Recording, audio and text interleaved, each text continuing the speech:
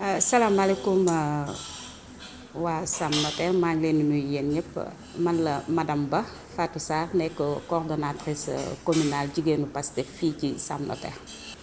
dañoo jublu ci ay élections locales ñu war a dem ci benn coalition yeewu askan bi yeewu askan bi ne dafa porter ay ambition yu baree bari di aspirer au changement loolu moo tax parti yu bëri xam ne bu ñu ñëwee ci yeewu askan bi li ñu bëgg ci seen localité yi dinañ ko am mais ñun avant ñuy bokk ci yeewu askan bi ñun Pastef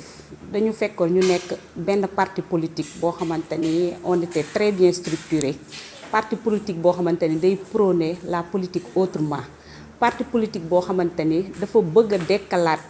ngor bëgg a dekkalaat ay vertu dekkalaat li nga xamante ni moo ŋànk sunu bànqaasi réew mi muy ay jikko yu rafet pour mën a am politique bi nga xamante ni moom lañ bëgg ñun ci sunu Sénégal gii.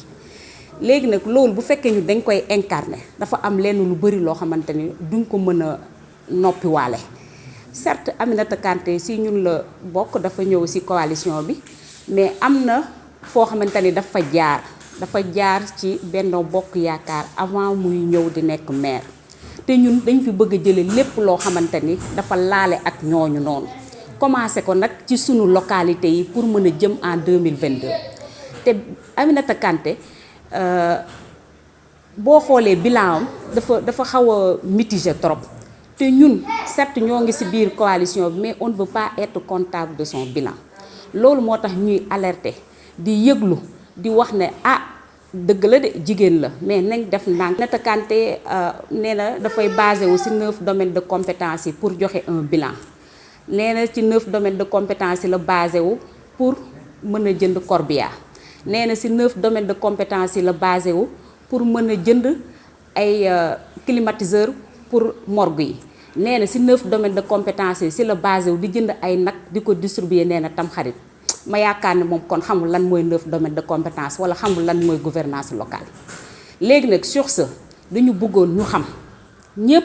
yëglu xam bilan wu Aminata Kanté fii ci Sam Notaire ndax ñun ñi fi dëkk de bilan boobu doyuñu ñun ñi fi dëkk de gisuñu suñu bopp ci 8 ans yi nga xamante ni moom la nekk fii te allez yëwal nag 8 ans mooy ñaari mandat 8 ans ku ko def ci localité ba tey jii ngay ñaanaat beneen ñuy wax ndax am na wala amul ndax am nga résultat wala amoo résultat kon 8 ans yooyu yaakaar naa ne lañ doon xaar ci yow defoo ko moo tax ñu bëgg opinion bi yëpp yëg que ne bilan wu madame Kanté dana métti lool pour ñii nekk ñun ci yeewu askan bi pour ñu mun ko défendre parce que kat ci ñun la bokk bu ñu ko choisir dañ koo war a baataral campagne mais bilan boobu ñun mënuñu ko jéemuñu ko sax pour di ko défendre. ñu yegg foo xamante ne dinañ porter choix bi ci madame Kanté je ne pense pas mais tamit bu ñu fa yeggee ñun ci coalition bi lañ bokk et en tant que patriote dañuy dem ci élection yi mais leneen li ciy mënti topp tamit lu ñuy xool la rek ba xam nan lañ suivant situation bi ni muy demee dinañ xam ñun yan jalon lañ war a teg mais mënuñu def lu dul dem ci élection yi te yaakaar naa ne duñ yegg foofu. lii nii bu ko ñëpp yëgee xam lii fi nekk nii je ne pense pas que choix bi porté sur sa candidature sur sa personne non je ne pense pas. waa Pastef dañoo teel a tàggat seeni ndaw ñëpp a ngi wax ne Pastef parti bu ndaw la parti boo xamante ni ay jeunes ñoo ko constitué mais macha allah ay jeunes yu am ñam jeunes yoo xamante ni yu am compétence jeunes yoo xamante ni ba jàng jotee dañoo jàng jeunes yoo xamante ni dañoo xam. li nga xamante ni moom lañ soxla ci ñoom ñu def ko ci ñoom ñu teel leen cee tàggatal ñun am nañ candidat boo xamante ni leer nañu bu ñu ko tegoon fii li ñu bëgg ci réew mi fii lañ koy commencé ndax kat nee nañ bay ci sa weewu tànk suñu candidat boobu xam nañ ne buñ ko tegee fii nii li ñu bëgg ci changement li ñu bëgg ci gouvernance locale li ñuy woote ci 9 domaines de compétence nga xamante ni li ci gën a am solo dafa laal xale yi muy école bi li ci gën a am solo dafa laal jigéen ñi muy la santé su boobaa ndaw bi ñu am ñun porté na loolu xam na ko bu baax te dinañ ko jëmmal ni mu waree ci biir Sam Notaire. Ousmane Samsi Ndiaye lañ koy wax un jeune boo xamante ni ci localité bi la juddoo yaroo fi màggee fi un digne fils de Guédiawaye demul fenn fii la jàngee ba am ay diplôme am liggéey fi tekki fii ci biir terroir bi kon ñun kooku dinañ sawar pour porter ko ndax nag ñu ngi wax sax nag ne Guédiawaye moom de tout le temps ay maire importé lek am te yaakaar naa sunu maire bi elle est la parfaite illustration elle n'est pas de Guédiawaye elle est de Thiès yaakaar naa li ko gën a ñor mooy mbirum Thiès waroon naa mën a comme nag def na 2 mandats franchement waroon naa mën a jël ay bagages am rek dellu Thiès ndànk bàyyi ñu ak Ousmane Samsi Ndiaye li ñu bëgg ci Guédiawaye li ñu bëgg ci Sam Notaire ñu def ko léegi ba nga xamante ni ëllëg ak si biir bu ñu laajee réew mi dinañ ne ah comme ndaw Ousmane Sonko yi ñoo mën a soppi xar xanamu Sam Notaire ba mu mel nii ñi bu ñu leen joxee Sénégal dinañ ci am liñ ci bëgg. Sam Notaire gii nii santé bi priorité la di xoola Sam Notaire ni mu toll xoola poste de santé yi état bi ñu nekk poste de santé boo ci fëgg minuit doo mën a faju ndax ICP ba nekku fa du dëgg te du yoon dañ na wax la santé à côté des populations. njàng mi yéen ñii ñëpp bu fekkente ni fii ngeen juddoo te semi candidat chaque fois da koy wax nee na moom école 15 la jàngee ça fait plus de 30 ans jóge na ci école boobu mais bi mu fi delluwaatee les mêmes choses la fa fekk table banc ba mu doon jàngee moom fa la ko fekkaat bu doomam doon jàng ci table de banc boobu lay toog kon tout est à refaire cadre de vie bi kenn nattable wu ko xoolal koo xamante ni mënuloo sax def pavage bu yegg buntu commune am tali boobu kenn mënu fi jaar mooy xolu Sam Notaire suñuy wax Sam Notaire marché Sam moo tax tey kuy dem Pikine wala ngay dem feneen da ngay teggi tali boobu ndax tali bu bon donc tout est priorité dans Sam Notaire ñun nag ñun li ñuy njëkk a teg suñuy tànk mooy njàng mi ak santé bi parce que da ngay jàngal xale yi tey pour nga mën a am citoyen bi nga bëgg dans 20-30 ans loolu léegi nga koy tàggat léegi nga koy nampatal pour xale yi mën a am citoyenneté bi nga soxla pour mën a defal ëllëg ak si biir sa gox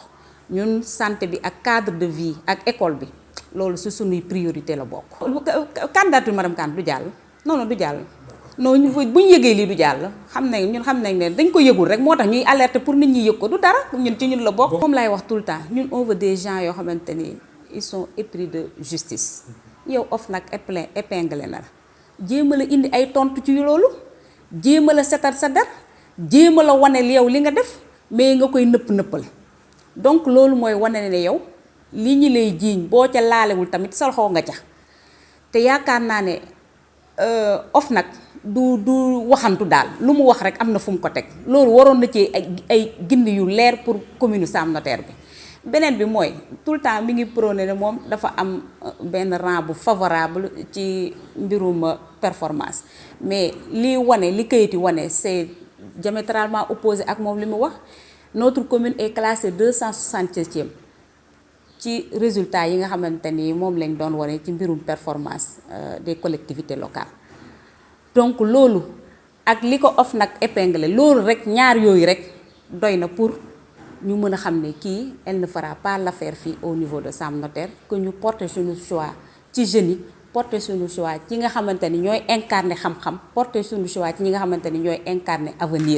avenir xale moo ko mën a porter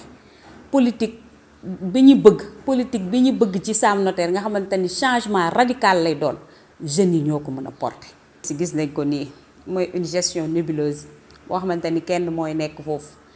détournement d'objectif li ñu indi pour mairie bi pour développement local bi ñu def ko développement ñoom ci seen ay benn clan bu ndaw boo xamante ni ñoom dong lay profiter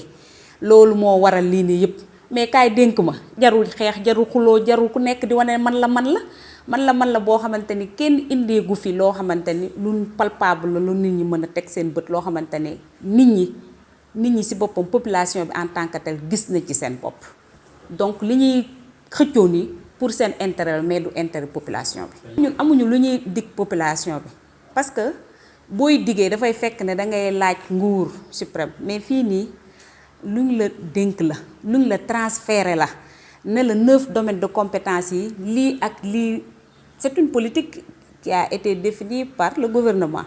ñu transféré ko ci collectivités locales yi nga war a jëmmal politique boobu li nga mën mooy liñ la wax ci loolu. nga yow nga xool ko ak réalité commune bi nga jéem ko adapté pour nit ñi gis ci seen bopp mais ñun amuñu dara loo xamante ni lu ñuy dig population bi la non gouvernance locale la ñu wax ñun dañuy nekk fii nii pour matérialiser la politique de la santé politique éducation politique